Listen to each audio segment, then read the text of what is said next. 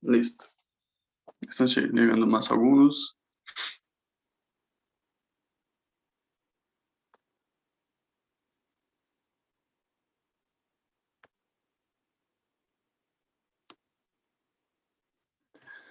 Bueno, empezaremos entonces. La obesidad es una enfermedad crónica, ¿no? Tiene varios factores que permiten su desarrollo. Antes de empezar, ¿me escuchan bien todos? Sí, se escucha bien. ¿Sí se escucha bien? Vale.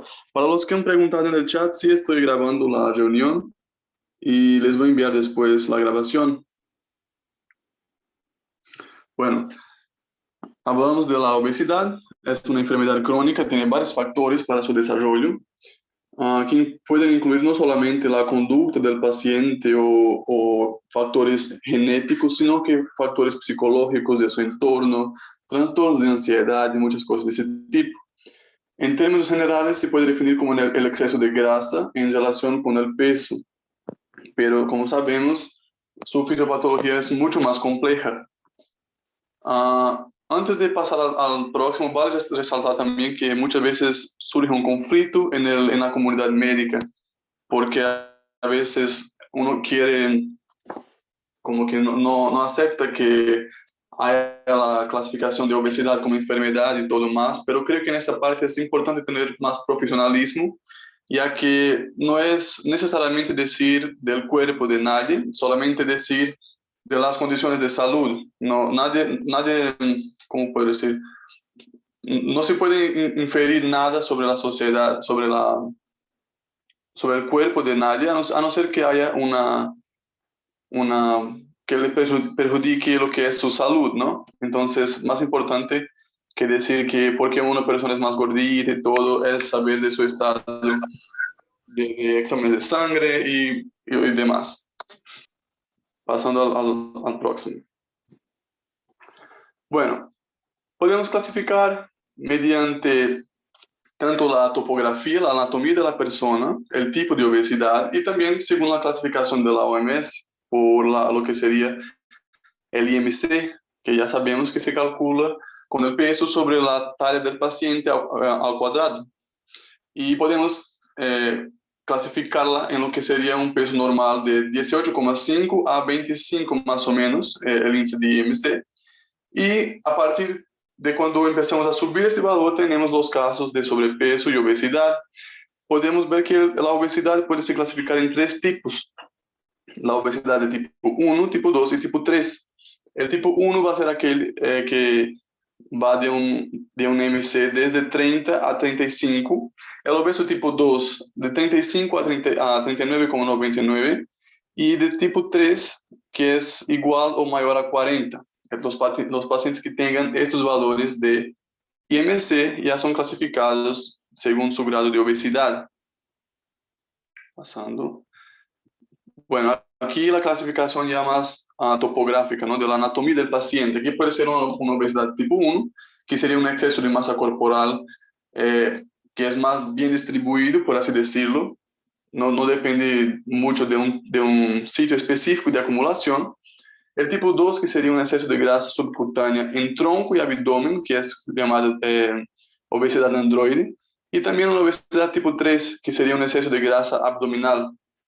En la próxima diapositiva vamos a ver que hay otros tipos también.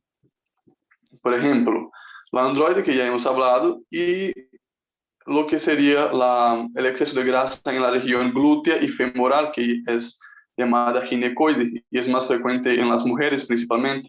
Pero igual puede haber casos en que haya casos específicos, ¿no? En que eso se altere. Bueno, hablando de la epidemiología, sabemos que por el consumo de alimentos procesados, por lo que son los hábitos de sedentarismo, el avance de las tecnologías, la gente tiene una tendencia mayor a quedarse en casa, especialmente ahora, ¿no? En tiempos de pandemia, y muchas veces abandonan el estilo de vida de hacer ejercicios y cosas del tipo, y esos son factores que son predisponentes para la obesidad, y debido a esto vienen creciendo los casos de personas que están obesas, especialmente los niños también. por este cambio de actividad, de actitud. Bueno, hablando de la regulación del apetito, que es un factor muy importante en lo que sería la obesidad, tenemos algunas hormonas, algunos péptidos que van a influenciar en ese sentido, que serían, por ejemplo, la grelina, que básicamente es un estimulante del apetito. Tenemos el péptido IE, que es un inhibidor del apetito.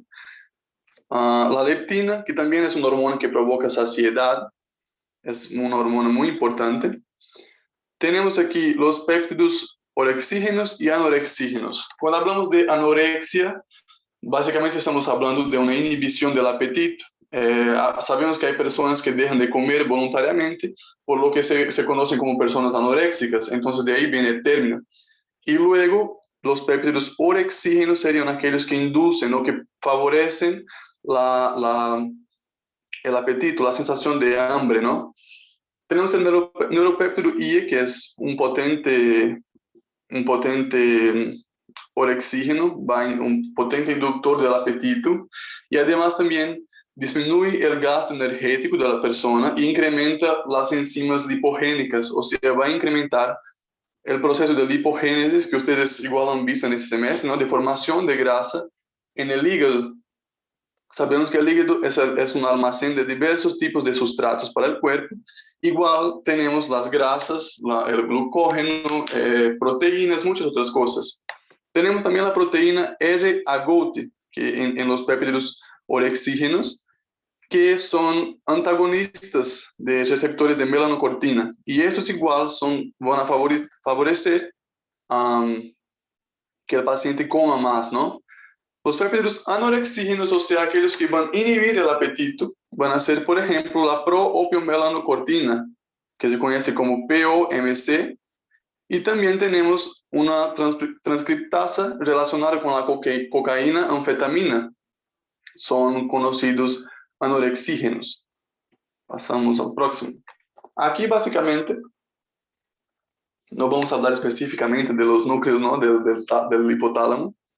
Solamente les traje eso para que se acuerden de los núcleos, porque en la próxima imagen hay una mención al núcleo arcuado y al núcleo paraventricular del hipotálamo, que serían básicamente este en rojo y el núcleo paraventricular, este más rosadito. Solamente para que tengan de manera más visual esto. Entonces, el neuropéptido IE, como hemos hablado, es un que favorece muchísimo lo que es el apetito del paciente. Es una molécula que, como hemos dicho, no es estimulante del apetito. Solo un momentito, estoy admitiendo algunos alumnos aquí. Tiene su secreción estimulada por insulina y por los corticoides. Van a ver también que los corticoides son bastante comunes en caso de obesidad, debido a que estimulan el apetito de los pacientes, y es inhibida por la leptina y estrógenos. La leptina, como hemos dicho, que es una inhibidora, ¿no? del apetito. Y vemos que su expresión en el cuerpo aumenta cuando hay una disminución del almacén de grasa, que es básicamente para que el paciente coma más, y hay una producción, obviamente, ¿no? de los lípidos, y esta reserva se vuelva a la normalidad. También tenemos la disminución de la leptina, que es un inhibidor, luego va a favorecer el apetito del paciente, y una disminución de la insulina. Ahora, hablando de la fisiopatología de la obesidad, vemos que hay varios factores, como hemos dicho anteriormente, factores biológicos, psicológicos y sociales también.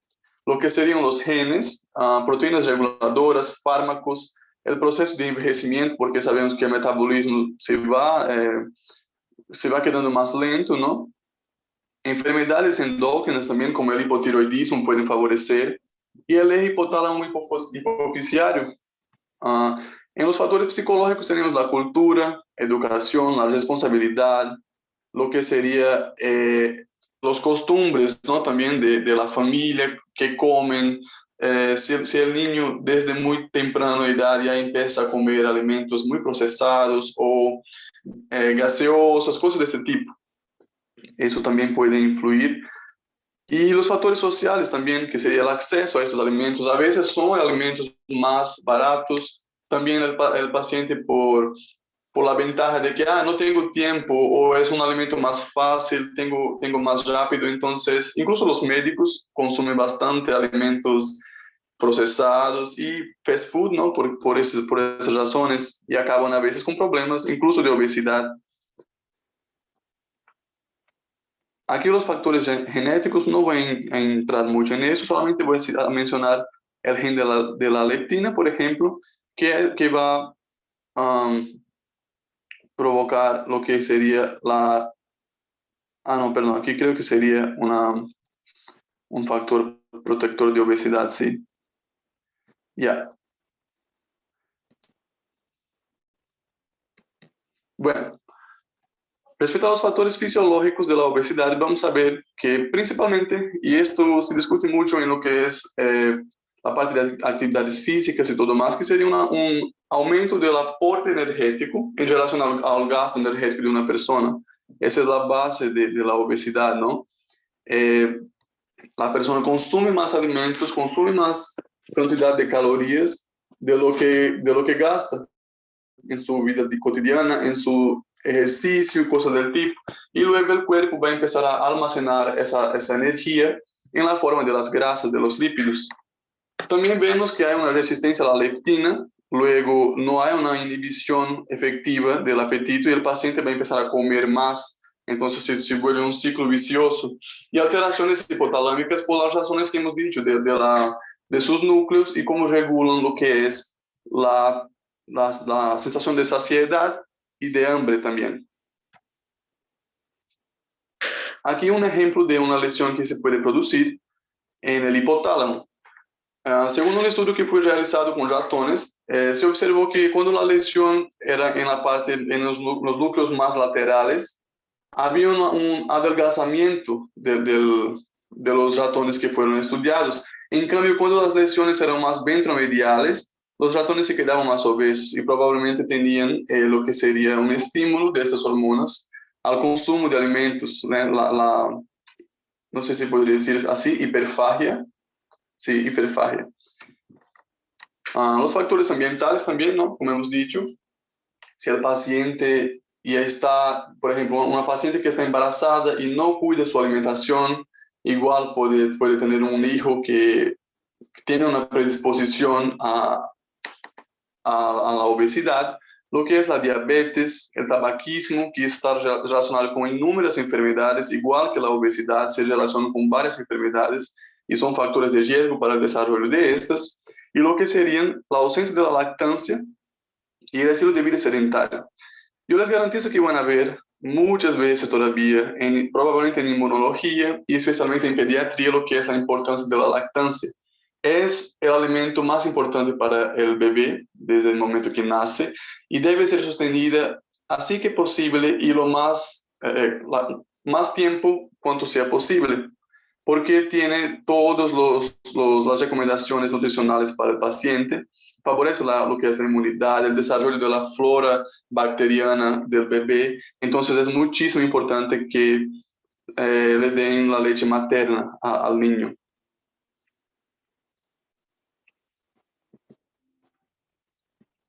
Bueno, factores psicosociales, como el síndrome de comer nocturno, probablemente muchos de nosotros ya experimentamos este síndrome debido a los niveles, ¿no?, de ansiedad, de estrés que estamos sometidos con la universidad, eso es muy frecuente.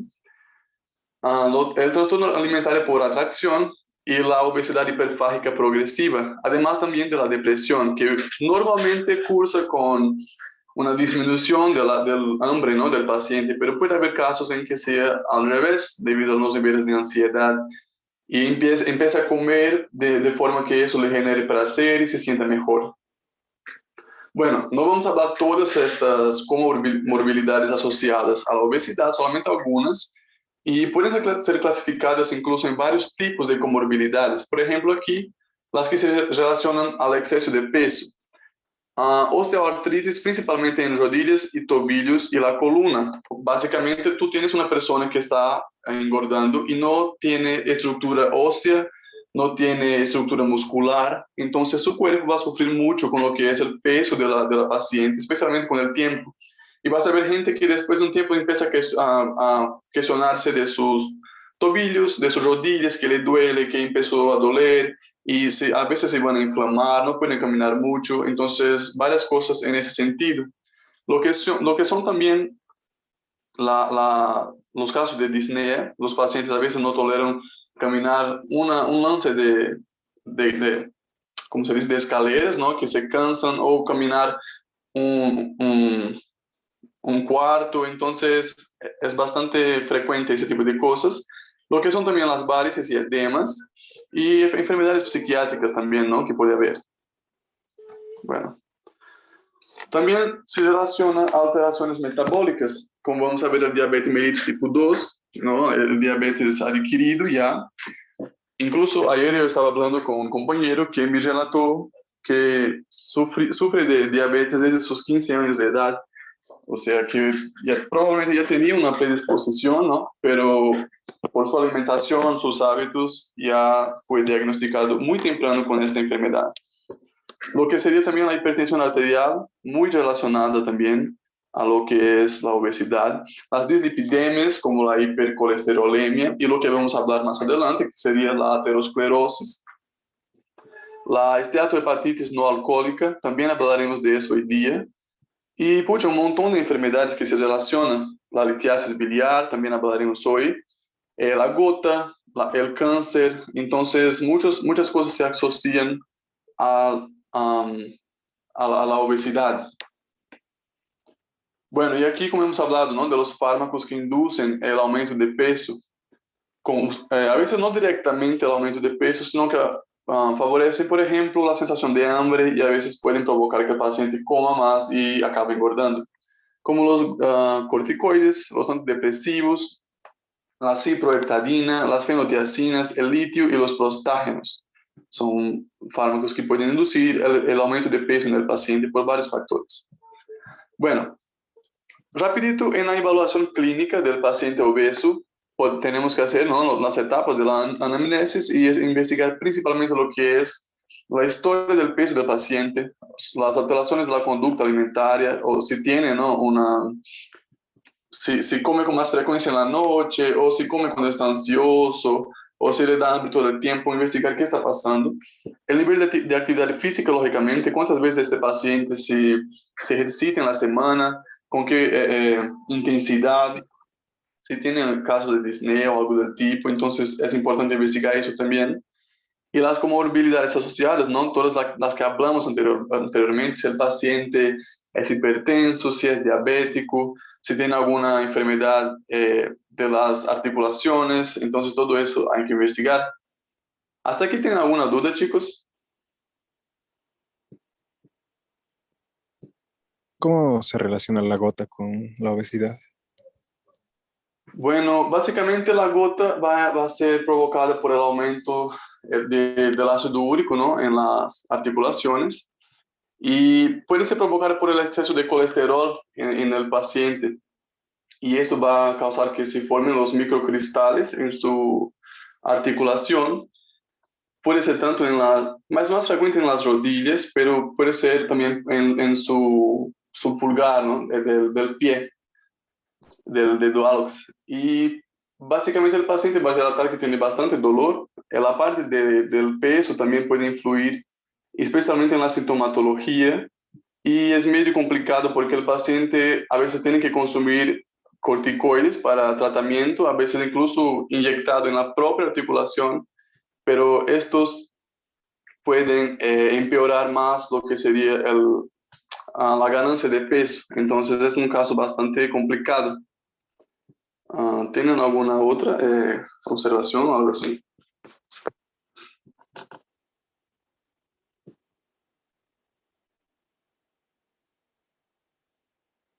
Bueno, seguiremos entonces. El examen físico, básicamente, vamos a buscar lo que son las patologías asociadas, ¿no? Medir el peso, principalmente, y la talla del paciente para calcular su IMC, y ver si está obeso, qué grado de obesidad presenta. El perímetro de la cintura igual puede ayudar. Y lo que son los laboratorios, ¿no? Las glicemias, especialmente para ver si el paciente, porque a veces no sabe, ¿no? A veces no tiene síntomas de diabetes propiamente dicho, y no sabe que tiene la enfermedad. Entonces siempre es bueno pedir la glicemia del paciente, lo que es el perfil lipídico, especialmente los niveles de colesterol y triglicéridos. Pruebas hepáticas también, vamos a poder ver si el paciente tiene una elevación de las transaminasas hepáticas, o sea, si tiene una esteatosis, si está en cuál grado, entonces es importante investigar eso también. La bioimpedanciometría, que sería para cuantificar el porcentaje, ¿no?, de masa grasa. Hacen mucho eso también los que son a veces fisiculturistas para acompañar su progreso. La calorimetría indirecta también y el electrocardiograma de esfuerzo. Bueno, a no ser que el paciente no tolere, ¿no? Porque ahí ya sería solamente para evaluar el riesgo cardíaco y se hace un electro normal, solamente para ver si hay daño cardíaco, en qué porción del corazón y orientar a un diagnóstico y tratamiento más específico.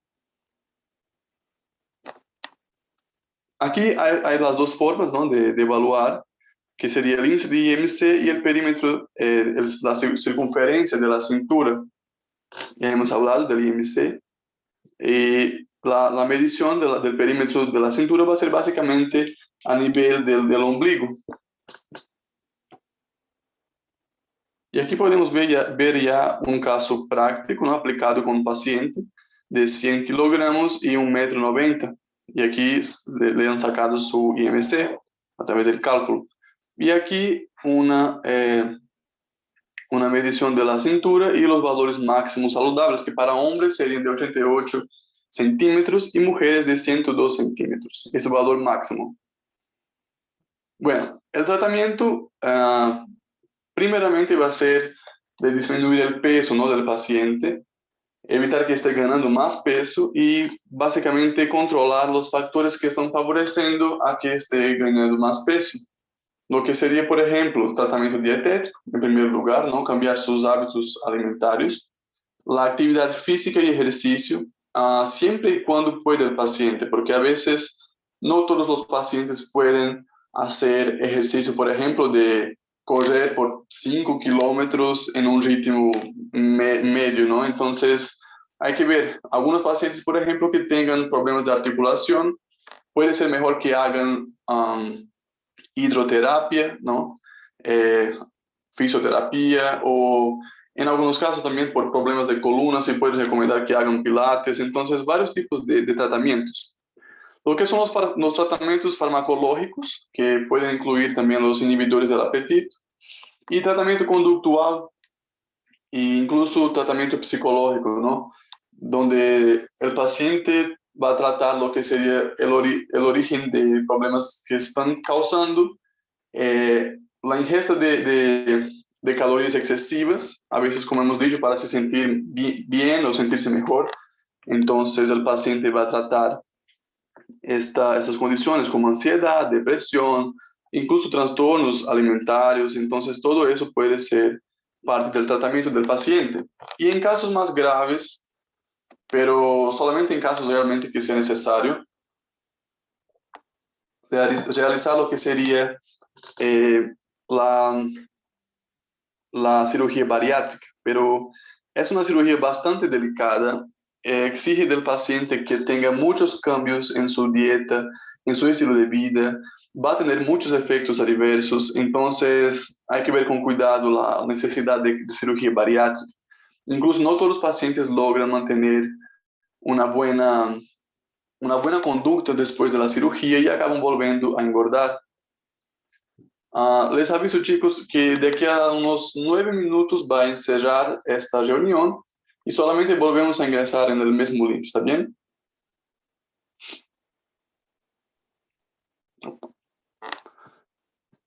Bueno, aquí básicamente hablando del tratamiento dietético, con una reducción de aproximadamente 500 kilocalorías al día, se puede promover una reducción de peso cerca de 0,45 kilogramos por semana en los tratamientos dietéticos. No voy a hablar de esta tabla entera, solamente para que vean algunos ejemplos de dieta y lo que sería la densidad energética que tienen y las características, ¿no? Eso también van a ver futuramente en nutrición, lo que son las dietas ya específicamente para los casos dieta mediterránea, dieta carnívora, entonces no veremos esto con más detalle ahorita.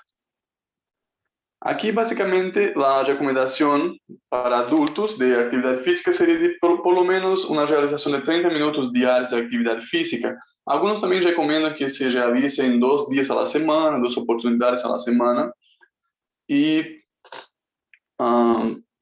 básicamente como parte, ¿no?, del tratamiento. El tratamiento farmacológico, como hemos dicho, puede ser por inhibidores de la lipasa pancreática, perdón, inhibidores del apetito, como el caso del Orlistat. Y aquí están los criterios de indicación para el tratamiento farmacológico, que sería un IMC mayor a 30 kilogramos o 27 kilogramos con comorbilidades asociadas, como serían, por ejemplo, la diabetes mellitus y la hipertensión. Aquí ya hemos hablado, ¿no?, del tratamiento conductual, técnicas psicológicas, ver si el paciente tiene estilos de vida saludables y cosas de ese tipo. Y aquí básicamente la cirugía bariátrica. Hay varias técnicas cirúrgicas, como hemos dicho, está indicada solamente en algunos casos, como un paciente que es obeso mórbido, ya tiene un IMC mayor a 40 o igual a 40.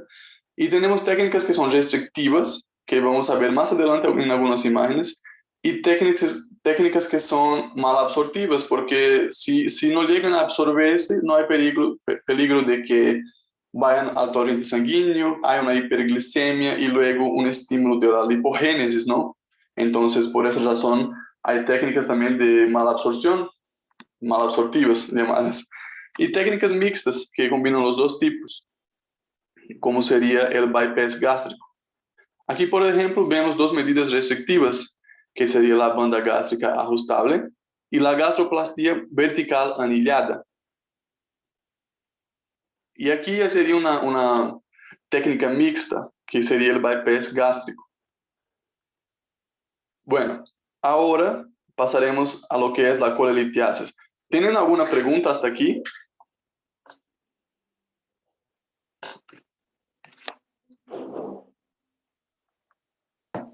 Ya, está bien entonces. Bueno, esta es una imagen de mi página personal de estudios. Tengo una página dedicada a la medicina donde hago ilustraciones siempre con el tema relacionado a cosas que creo que son importantes para la formación de medicina. Entonces aquí un ejemplo de un post que tengo allá sobre la vesícula. Antes de empezar con la parte de colelitiasis, hablaremos un poquito rápidamente de la vesícula para acordarse, ¿no? Esta es la página, por si acaso, que está aquí abajo. Si quieren, creo que les puede ayudar. Aquí, por ejemplo, vemos que la vesícula tiene la parte del cuello, más arriba, el cuerpo y el fondo. También tenemos el infundíbulo, que se conoce como bolsa de Hartmann, en esta región que está marcada con azul. La vesícula tiene una extensión aproximada de 7 a 10 centímetros de longitud y puede almacenar aproximadamente 50 mililitros de surco biliar. Aquí más arriba tenemos también lo que es el ducto cístico, que se va a unir con el ducto hepático y formar lo que es el colédoco, que vamos a ver más adelante, de las vías biliares específicamente. Es un órgano relacionado con el almacén de bilis y participa en lo que es la digestión, especialmente de las grasas.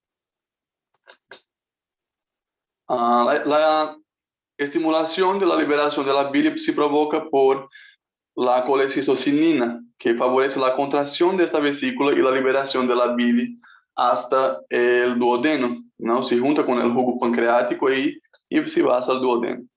Bueno, la colelitiasis es una enfermedad de las vías biliares y de vesícula biliar, ¿no?, conocida también como litiasis biliar, que se caracteriza por el depósito de cálculos lógicamente, ¿no? Litos, de ahí viene la palabra, y que van a obstruir en alguna porción lo que sería el paso de la bilis, perdón.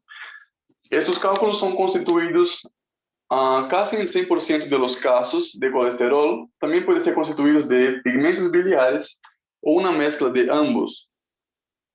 Bueno, aquí en esta imagen también de la misma página, vamos a ver los tipos de lito, ¿no? Los más comunes son los litos de colesterol, son más amarillos y son un 70-90% de los casos. Estos litos no son visibles en radiografía, a menos que contengan calcio en su material, en su constitución, pero generalmente no son visibles y solamente van a ser visibles en lo que es la ecografía de vesícula biliar. Tenemos también los cálculos de bilirrubina, que son más, este color más gris, y estas sí son radiopacas porque son constituidas de bilirrubina más calcio. Cuando se ve en la radiografía, es súper evidente los cálculos más hiperpigmentados, más radiopacos, más blancos, por así decirlo, y puedes distinguir que hay en la región de la vesícula biliar, son bastante marcantes así. Y también hay cálculos que son más marrón, su color, que indican una infección, especialmente y más frecuentemente por lo que es la Escherichia coli y el Ascaris lumbricoides. Y estos están formados por bilirrubina no conjugada. Entonces, esta imagen igual lo saqué de mi página. Si quieren seguir, está a su disposición allá. Y aquí algunos factores de riesgo para la litiasis biliar. Hay varios factores, ¿no?, que pueden contribuir para que el paciente tenga esta enfermedad, especialmente lo que es la edad. El género es más frecuente en el género femenino. Lo que sería también el índice de masa corporal es más común en pacientes que tienen sobrepeso o un índice de IMC mayor a 27. Y también en pacientes multíparas, pacientes que tienen enfermedades intestinales, como serían enfermedades de Crohn o resección ileal, de tipo 1 o 2.